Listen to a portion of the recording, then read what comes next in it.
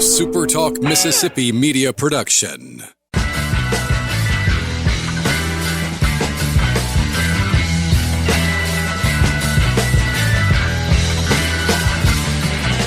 What's up, everybody? Welcome in. I know this playoff game is going down to the wire. I hate to hit go live as this game is.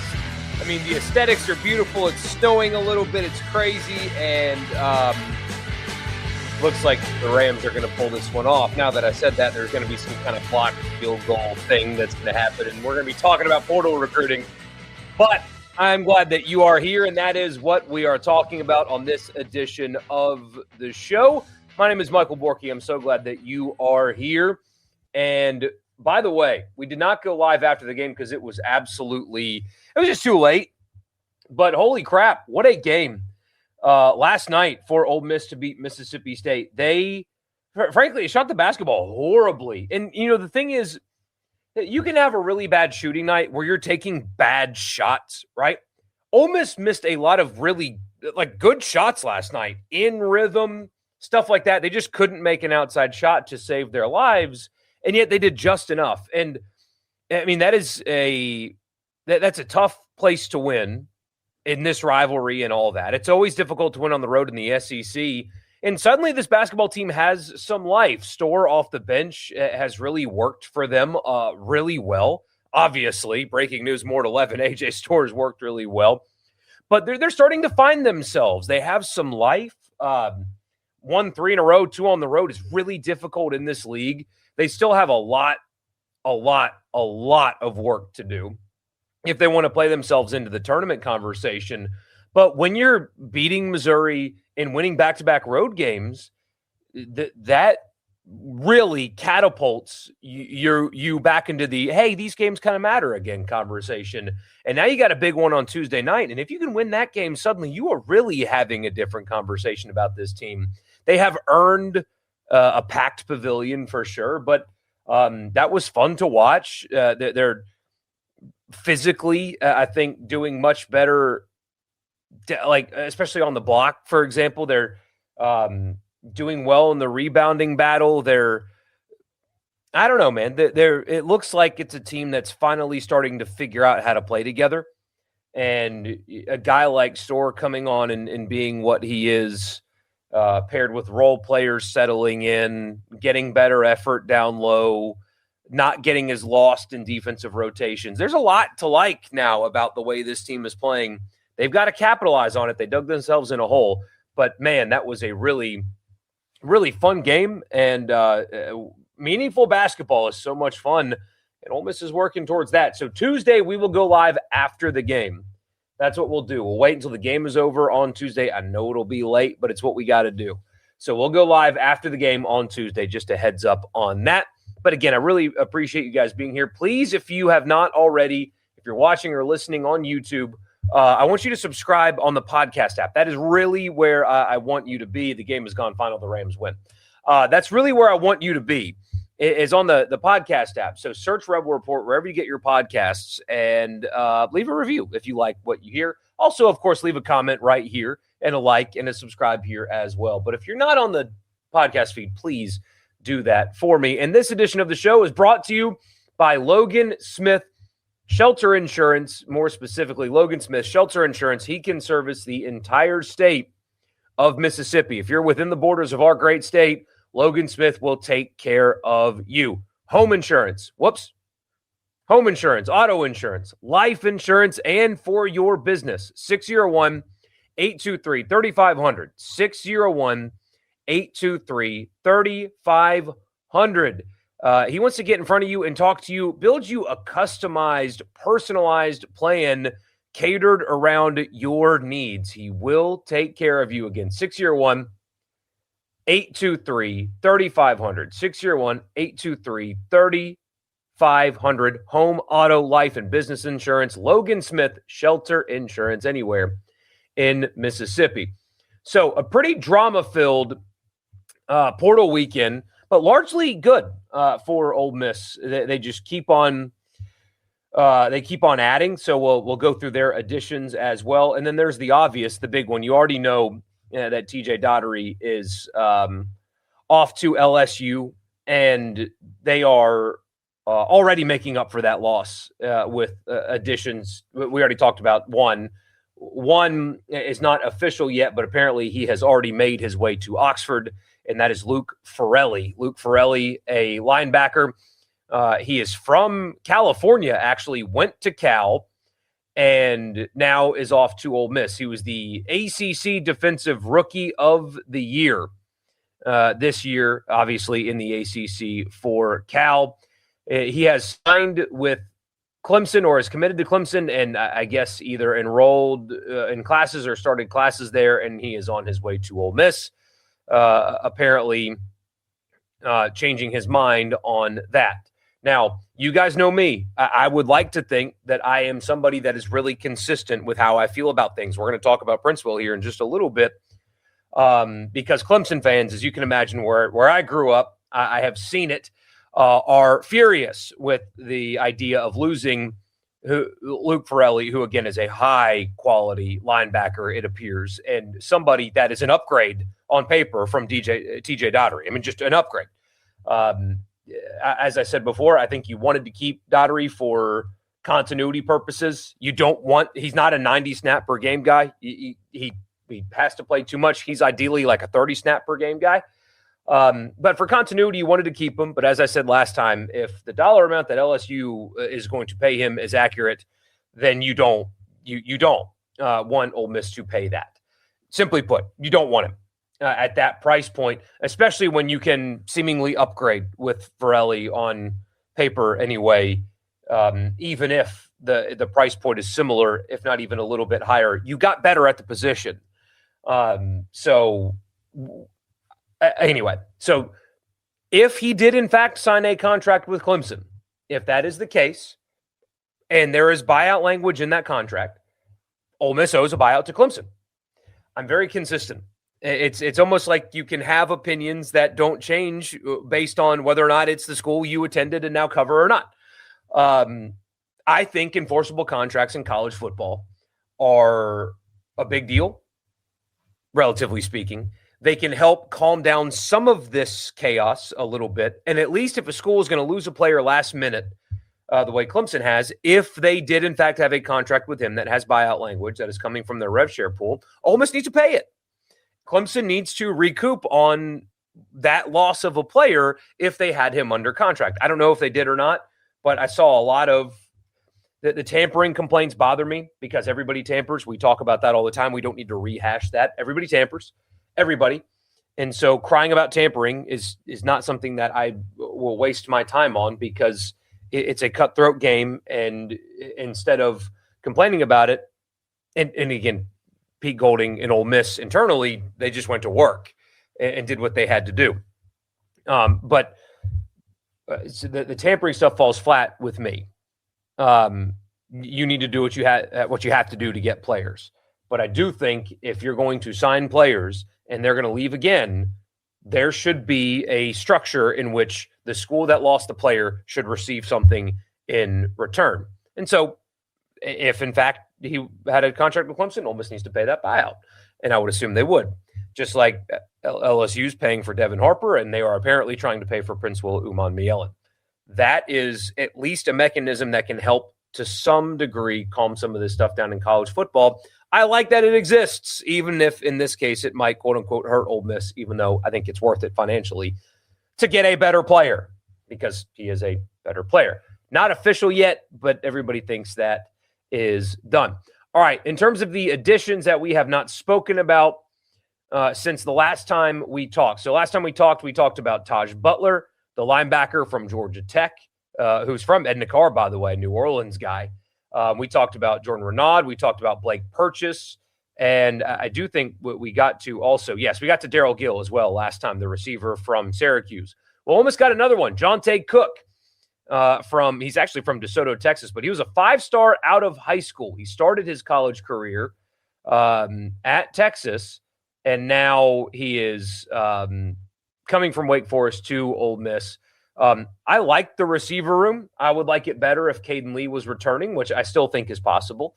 But Jonte Cook is a high upside type player. A lot of talent, and it's not like, and I'll say this about a tight end upcoming here in a second. The offense in 26 is not dependent whether or not Jonte Cook reaches his full potential or not. You know what I mean? There's still a lot to like in that receiver room, whether or not he's a hit. So he's got a talent ceiling that's really, really high. And if he doesn't hit it, it's not like, oh, no, they're in trouble, right? So from a talent perspective, that is a good pickup, a good addition to the receiver room. Next, Michael Smith is a tight end from South Carolina. 6'4", 245 is what he's listed as. He's from Savannah, Georgia. He was a 4-star prospect out of high school, and I don't know much about him. I do know, again, because of where I'm from, I did see a lot of commentary about him, and it was, didn't need him anyway. He's actually this. He's actually bad. He's actually, whatever. Can't trust him, that kind of stuff. I have no idea if that's true. He might be a wonderful young man. I have no idea. Never met him. Don't know much about him. I do know that this is another circumstance of high talent ceiling, and if he works out, awesome. But if he doesn't, you're not desperate at that position. You already have Odom. People keep talking about Odom moving to wide receiver. I don't like that, and I don't think that's happening either. I think he needs to stay at tight end.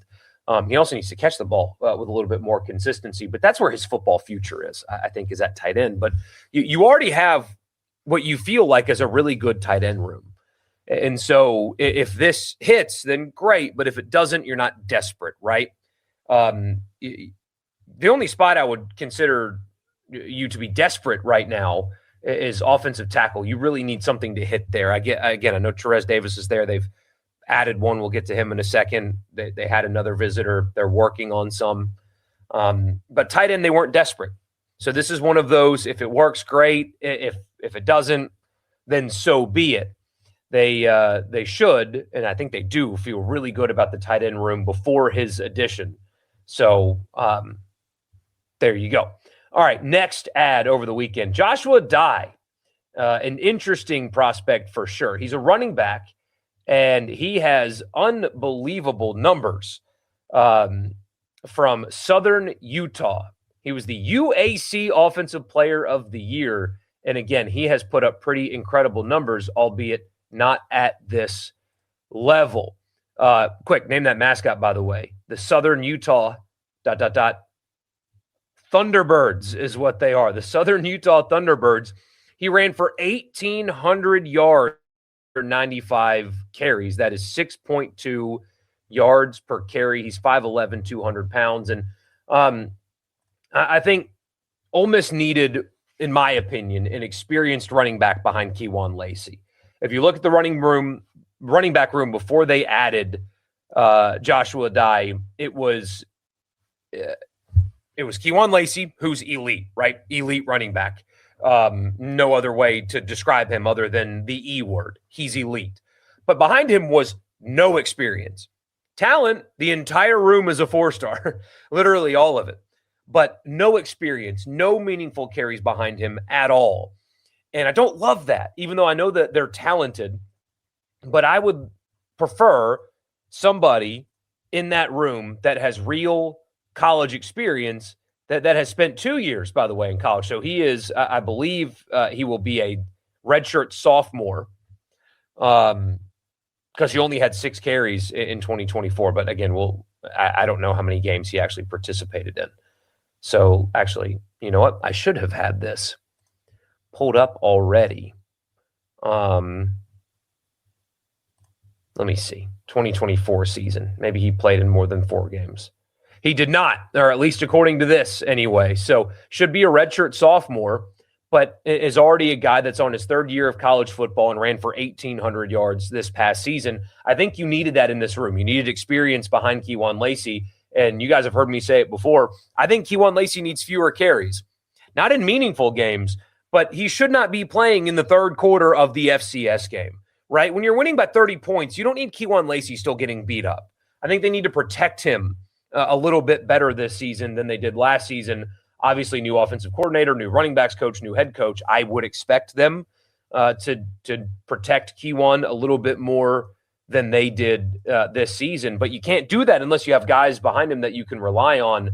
There's a lot of talent in this room, but now you've got somebody that's actually done it at the college level, even though it's not the SEC, obviously. It's experience, and it's college experience, and he's an older guy. It makes sense, a whole lot of sense to add him. I don't know what his game's going to translate to at this level. I have no idea.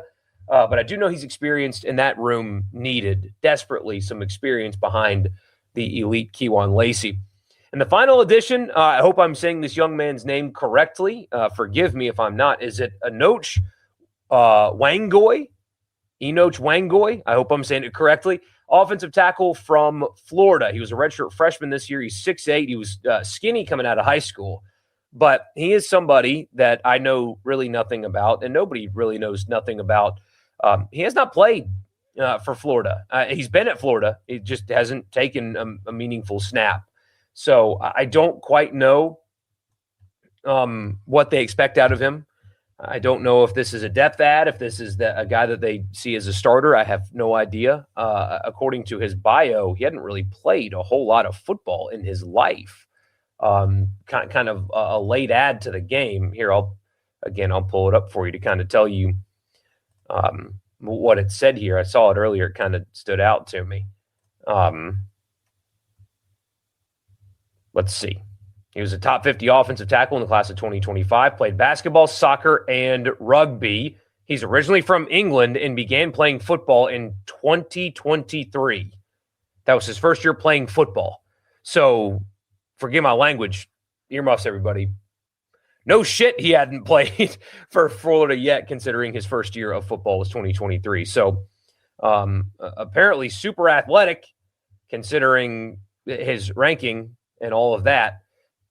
But just don't know what kind of football player he presently is and if he can help this current team because, again, this will be year 3 of playing football in his life. So I will not, and hand up, I'm not going to question John Garrison. Been there, done that. Not going to do that this time either. I do know that I think that they still need to add an offensive tackle. I love what they have on the interior of the offensive line, both starters and depth. You love the interior of the offensive line. You have the continuity with the 3. It's a great thing. And then you have a rotation, guys behind them that you really like. It's tackle that I'm a little bit concerned about. And then finally, the expected transfer of Prince Will Uman-Mielen. He announced, as you guys know, last week, or it was announced that he was trying to enter the transfer portal. We also learned late Friday night, I think Chris Hummer and Matt Zenitz were the ones that broke this. I could be wrong, though. Forgive me if I am. But they said Friday, quote, Ole Miss is contesting the portal entry of standout edge Prince Will Uman-Mielen as a result of him recently signing a new contract with the Rebels. They're not currently expected to process his portal entry. What's the latest on that? I don't know. I wish I knew. I wish I could offer something more to you. But I do think this situation ultimately playing out the way it has, the same-ish way, obviously not a quarterback, buyout size is different, to Damon Williams from Washington. This is something that college football needs, just like what I talked about with Farrelly and Clemson earlier. If he had a contract with Clemson, Ole Miss needs to pay the buyout for it. If schools are willing to pay buyouts, then so be it. But at least there is a contract that a player signs.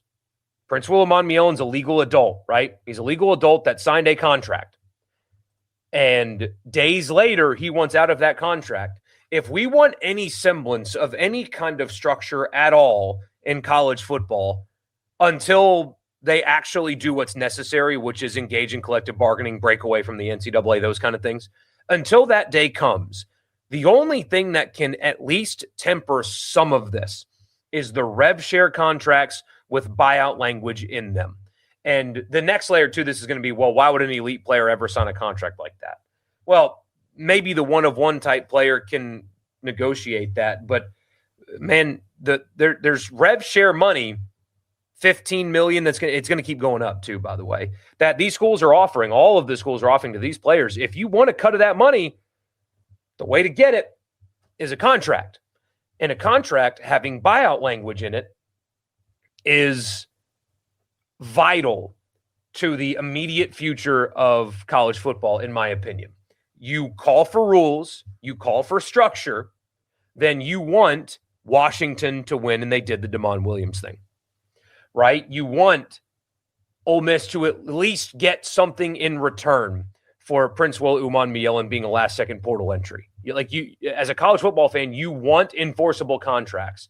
You want this situation to favor the schools. You want Mensa to have to pay something back to Duke, and apparently Duke is fighting it, and they should. And right here in the comments, is there a way that you can fight back without becoming radioactive? It needs to be everybody, right? The Big Ten apparently had, like, Damon Williams' contract was a blanket thing with the Big Ten. If the SEC doesn't presently have that, I don't know if they do or don't. They need to get on that now and be on the same page as the Big Ten, where everybody's contract with the rev share fund anyway is written the same. If you're signing with an SEC school, this is what you have to do. You have to have this kind of clause in it to where if you leave, if on the final hour you're going to get in the portal anyway, despite signing a contract, your new school has to pay a buyout to the old school to get it. College football needs that. You need the structure of buyouts. You need to be able to get something in return for last-minute portal entries. People keep talking about how college sports is professional sports. It's not. Professional sports has contracts, enforceable language, rules, structure. College football doesn't have any of that. But here is something that is preventing true mass hysteria and chaos at the very end of the transfer portal. Now, if Prince Will Umanmielen goes to LSU, then so be it. But LSU would have to pay a massive amount of money before they can even pay the player. So Ole Miss would lose a high-level edge at the very last minute, but at least they get something in return. If Clemson had a contract with Luke Farrelly, at least they would get something in return. College football needs this. They need it badly. And so when you see a Washington put their foot down, and Ole Miss put their foot down, if you're a college football fan of not Ole Miss, you want them to succeed here. And they will one way or the other. Either the player is going to stay or Ole Miss is going to get money. College football needs that. This is a good thing. And it's a good thing that the Big Ten across the board is like this. And I promise you across the SEC schools are going to start protecting themselves too. They have to. You can't look at this and not want to protect yourself. This is a good thing.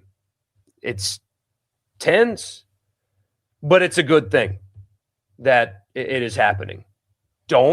If you don't want to follow the rules of a contract, don't sign it. Legal adults signing a contract need to follow and abide by the structure and the language that is written in said contract. If you don't like it, don't sign it. It's that simple. So, anyway, we'll get to your comments after I tell you the podcast is brought to you in part by Priority One Bank. They make you their priority every single day with their online banking platform. It's a one-stop shop. All you need is an internet connection. You can do whatever it is that you need to do with your money. Because that's what they do at Priority One Bank. They make you their priority, and they'll do it every single day like they do me. Bank with me at Priority One Bank. I got this comment from this tweet from an LSU fan. Man, these guys are hilarious.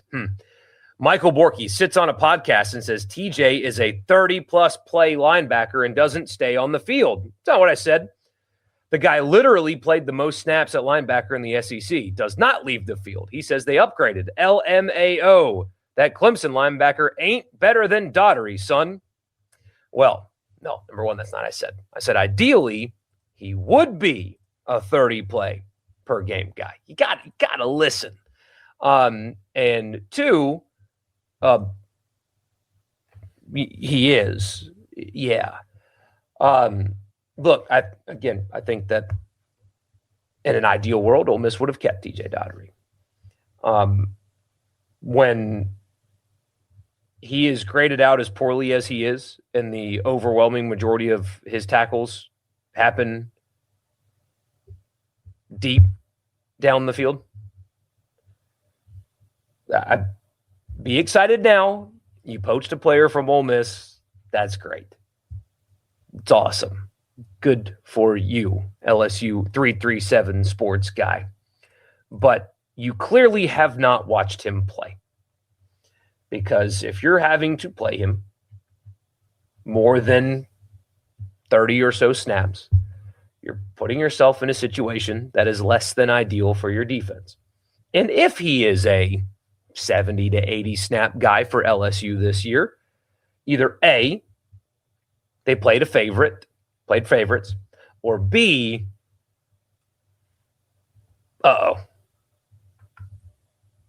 you want a player like him on your team? Absolutely.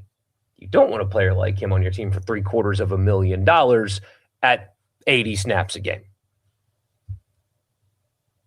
God, you got to listen closely. Man. Ole Miss basketball is alive for now. They are. Josh Hubbard is going to have a hard time living that one down. The game was in his hands twice. I mean, let's call it what it is.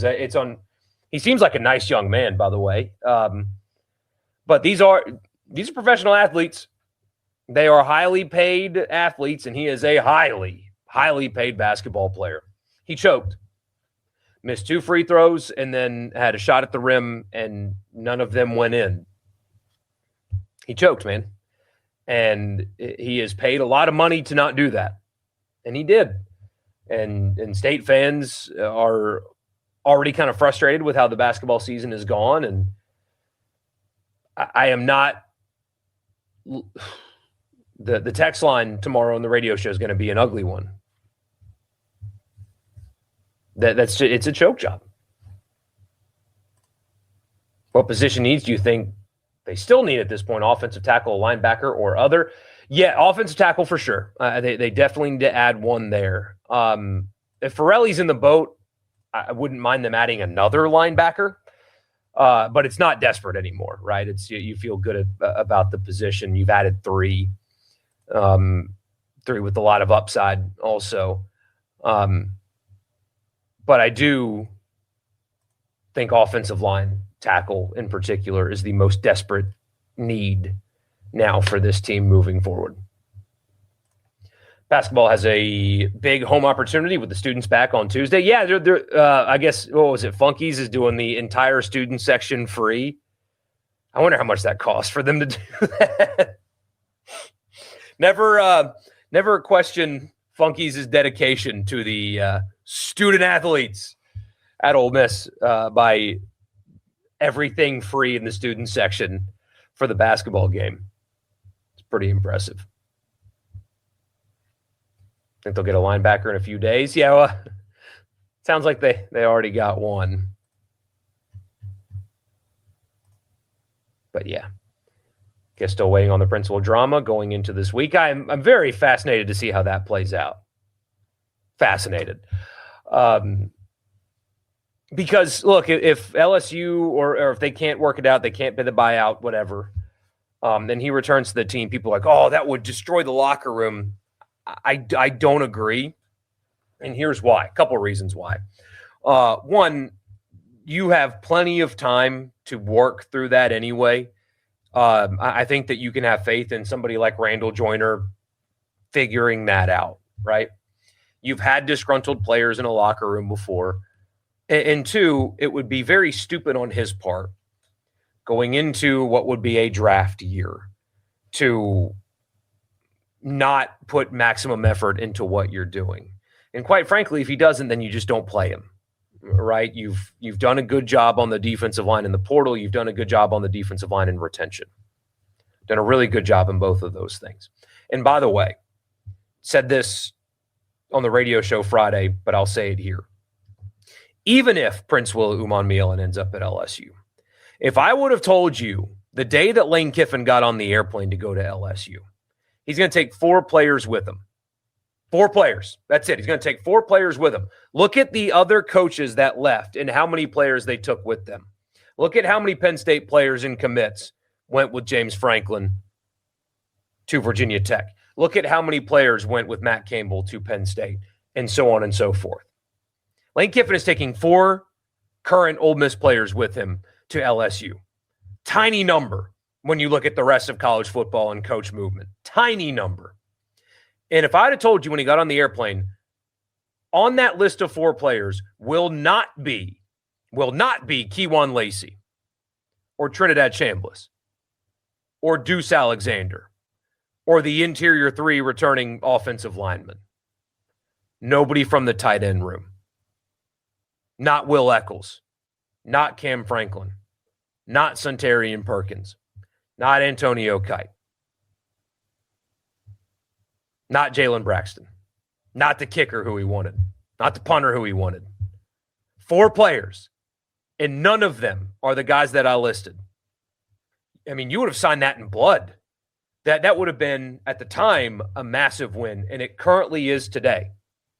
So even though there was drama and all that stuff late, the fact that this is how it ended, Pete Golding and Ole Miss and Walker Jones and the staff and everybody there did an unbelievable job at navigating through all of this in ways that I don't know how many other people could have, to lose 4 players and them not being any of those guys. One of them's an overpaid linebacker. You already brought on somebody that you think is better. One of them's an offensive lineman with 0 starts. One of them was your 5th best wide receiver. That's what you were talking about here. Ole Miss did a pretty unbelievable job considering what they were up against and what they had to deal with when Lane Kiffin got on that airplane to where they are right now. Do I think Ole Miss is a tournament team this year? I do not yet. They're still really far behind in the net. They've got a lot of making up to do, very little room for error. Ask me after the game Tuesday, and I'll really tell you. Any update? Any idea on Caden Lee? Man, his goodbye statement was not that. It didn't read like somebody that was going to return if Trinidad wins his waiver. That didn't read like somebody that was keeping those options open. It's unfortunate. I understand why he wants some clarity at the quarterback position in his final year. I get that. I truly do. His targets and stuff were way down this year, so he wants more clarity. I understand that. His goodbye note, though, did not make reference to I might be back at all in any way. It read like somebody that was gone. So I don't know. I don't know. With how LSU spent, now it's going to be hyped up. Do you think the sentiment around them will be playoff or bust? Yes. Yeah. If Lane Kiffin misses the playoffs, considering what they spent on this roster, they'll be mad, and they should be. You don't hire Lane Kiffin to miss the playoffs, man. That's why they fired Brian Kelly. You're not spending what they're going to spend on this football team to miss the playoffs. The football gods seem to have decided that this football season was meant to test every aspect and everything related to the Ole Miss program. What else can possibly happen at this point? No kidding. Clemson has been left behind in the portal NIL world. Yes, they are getting kind of a taste of reality in this situation. If, in fact, Luke Farrelly is leaving for Ole Miss, it's time for them to wake up. I mean, I don't know how you are as behind as you are right now. I don't know how.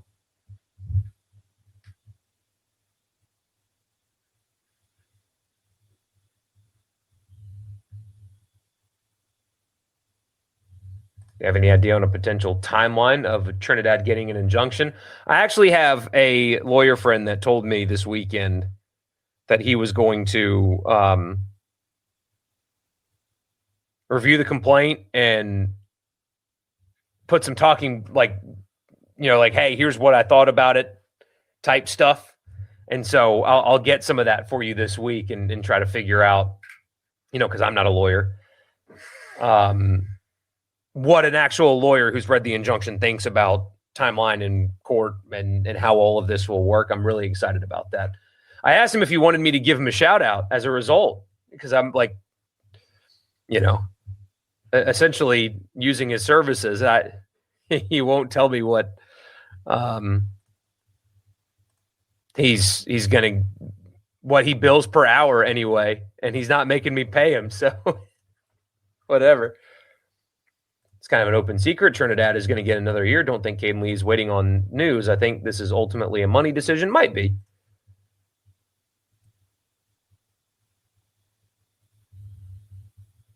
Oh, Gary, you have lost your mind if you think Luke is better than TJ. Then you say TJ's a 30-play guy. He doesn't leave the field, clown. You got to listen, Gary.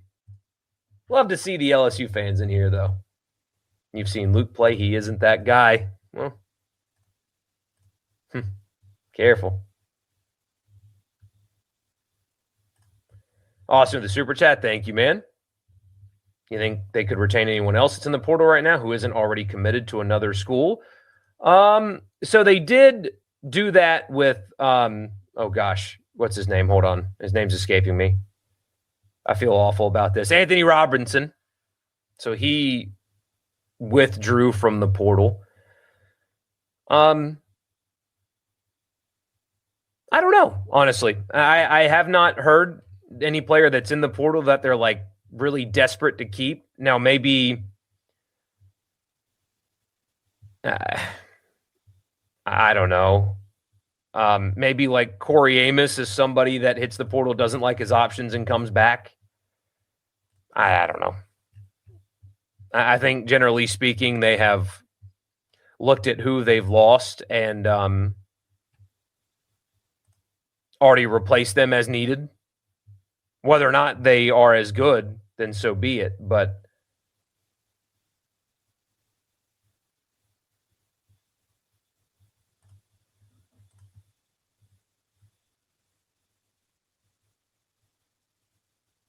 if the basketball team beats Auburn to get to 4-2, then I think conversations about getting to a 10-8 mark could be real. It's probably what they have to get to in order to make the tournament.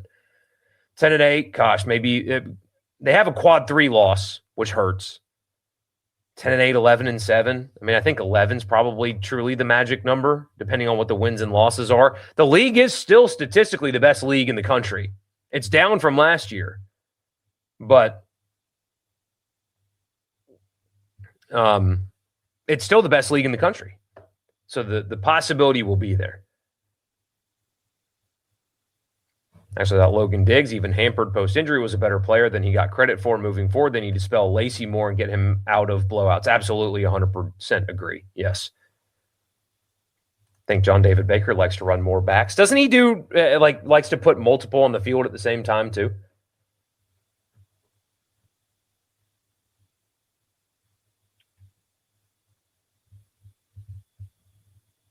Net has improved by 25 spots in the last 10 days. Solid movement. Beating Auburn will bump them another chunk.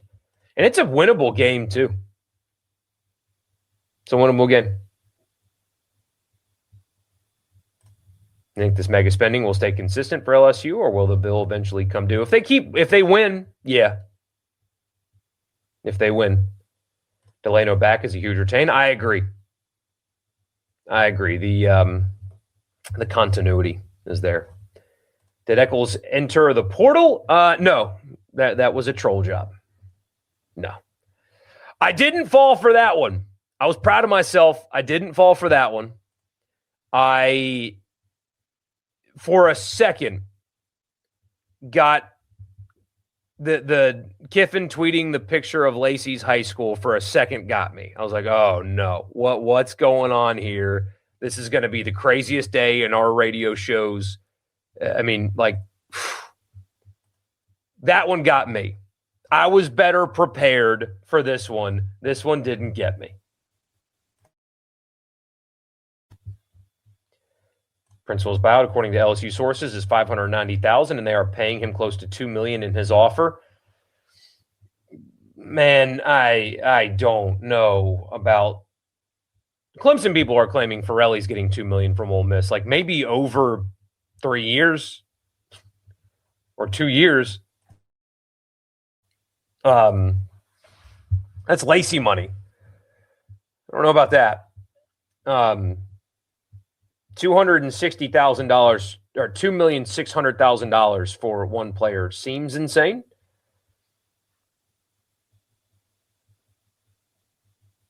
But I guess if they've got the money, as long as if he leaves, if Ole Miss gets the $500K back, then good.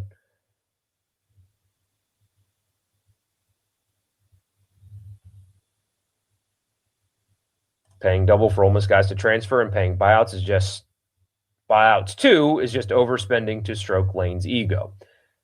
Now, look, if you've got the money on a guy like Prince Will, I mean, he's a great player. If you've got the money and it's not damaging you financially to get other players, then yeah, go get a guy like him.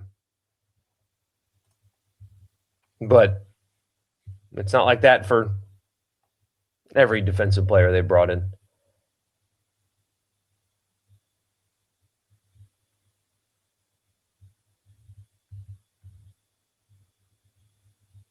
I do not know this answer. How much of front-loading rev share can a school get away with before it comes back later to bite them? I have no idea. It's probably this one. Ever been to a race at Darlington? Yes, a long time ago. Long time ago. I've been to a handful of NASCAR races and just like regular, I say regular, like professional auto racing races. The best ones are the road courses. Like went to a Trans Am race, that was so much more enjoyable than just. And NASCAR is more fun in person than it is watching on TV. The road courses are more fun to me. Don't blame TJ if he wants to get paid. I agree. I mean, if he's going to get paid like that, go get the money, man. He's not a 70-plus snap guy consistently. Just let him walk. That's what they did. Been away from your phone all weekend. What'd you miss? Nothing really.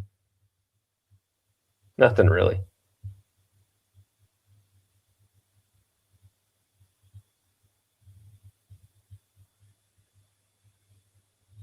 Don't even consider Winston Watkins to be much of a loss at all. It's like one of those things that you like. It's almost like you never had it to begin with. You know, it's just it was never even there.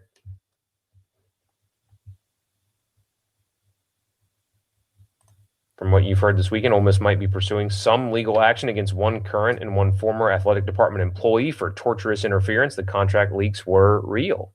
I have not heard that. I'm not saying that that's not true, though. I have not heard that myself. I think if you rank the 5 big guys who aren't currently returning as hurtful losses, it's 1, Caden Lee, 2, Princewell, 3, Devin Harper, 4, Daughtery, 5, Watkins. Yeah. We were told the roster would be rated exactly, and it has not been. Lee may go to Mizzou. I mean, he would know who his quarterback's going to be. I assume Missouri would pay because they can, and Missouri's been really good in that capacity. He didn't get the targets this year. He was probably not even the third most talented receiver on this team. I know they're different positions, but Stribling and Wallace, of course, we're going to get more targets than him. Alexander, I think, is just a better receiver. I know they're different than him. So, the targets were going to be down. I understand why he would possibly want to leave. I get it.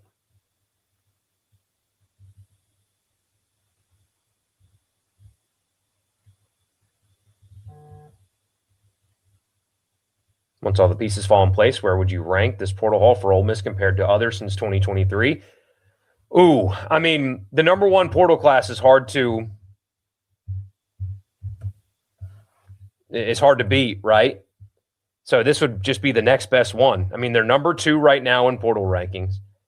Their average per player, it was changed. Did they re-rank this? What the hell happened? Anyway, They're 1, 2, 3, 4, 5, 6, 7, 8th in average per player. So they're second in the country in portal class, 8th in average. Considering the coaching turnover, that is a damn good haul. There's no other way around that.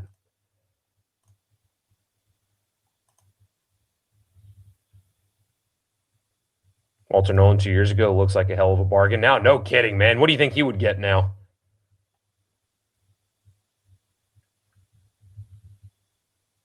Lane Kiffin just tweeted a Tiger. LSU just got a commitment. I don't care. I don't care. I'm sorry. I don't care. Unless it's somebody that is from Ole Miss, I don't care. With all due respect. That's not what we're here for. So it's all about the party more times than not. Got parents tickets to their first Daytona 500 next month. Oh my gosh. That's a good one to go to. That is a good one to go to. Not following Lane on social media is what everyone should try to do. Yeah, especially when he started really trying to stick the knife, like fan the flame, stick the knife in, whatever, and insert himself into some media drama today. He certainly did not help matters. In fact, his tweets, and he knows that. He's not a stupid person, right? He knows his tweeting, what he did, only made it worse for the individual. And said media drama today. If it's okay with you guys, I'm not going to talk about it any further than that. That's not what I'm here for. That's not what this is for. It's not my thing. Just not going to talk about that if that's okay with you guys. Other than he clearly intentionally made it worse.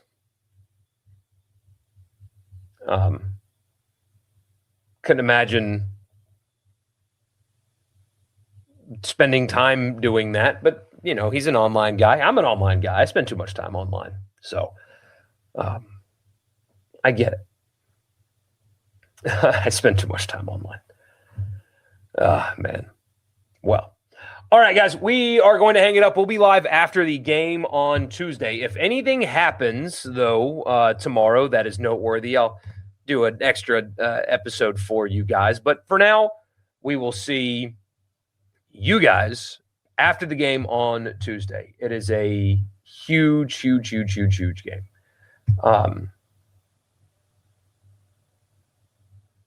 Wait, super chat from an LSU fan, and a good question. I'll take this one.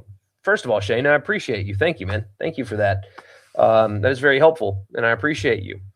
He said, no problem admitting I'm a biased LSU fan. Do you really think Frank Wilson wasn't trying to get LSU players to follow him? But that is okay. See, Shane, you're in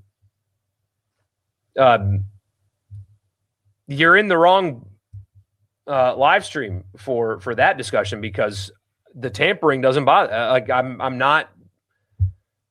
College football is a dirty game. You have to do what you have to do to get players. I think if I were an LSU fan, I'd be concerned about possibly overpaying for players out of spite, as opposed to just going to get the best players that you can get.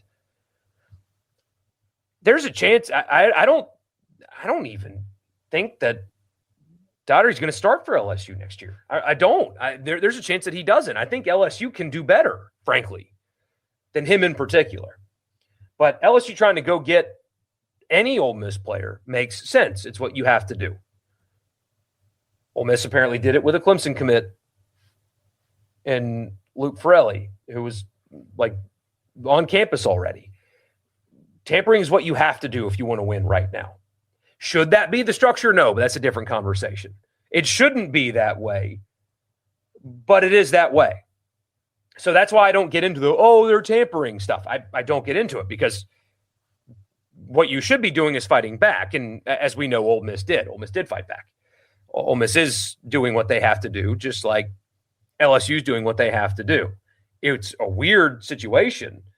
But this is not the place that's criticizing tampering. It's It's all the other crap that Kiffin did. That was the issue. Tampering is what you're supposed to do if you want to actually win at a high level. But no, I'm not crying tampering. The comment section here really doesn't either, simply because it's the game. You got to play it. You got to play it. I don't blame LSU for trying to get good players from Ole Miss. I think that there is a chance that it is more emotional than logical when it comes to what they are spending in order to try to get players from Ole Miss, if that makes sense. I appreciate you, man. Thank you for being here. I'll see you guys after the game on Tuesday. I'll see you then.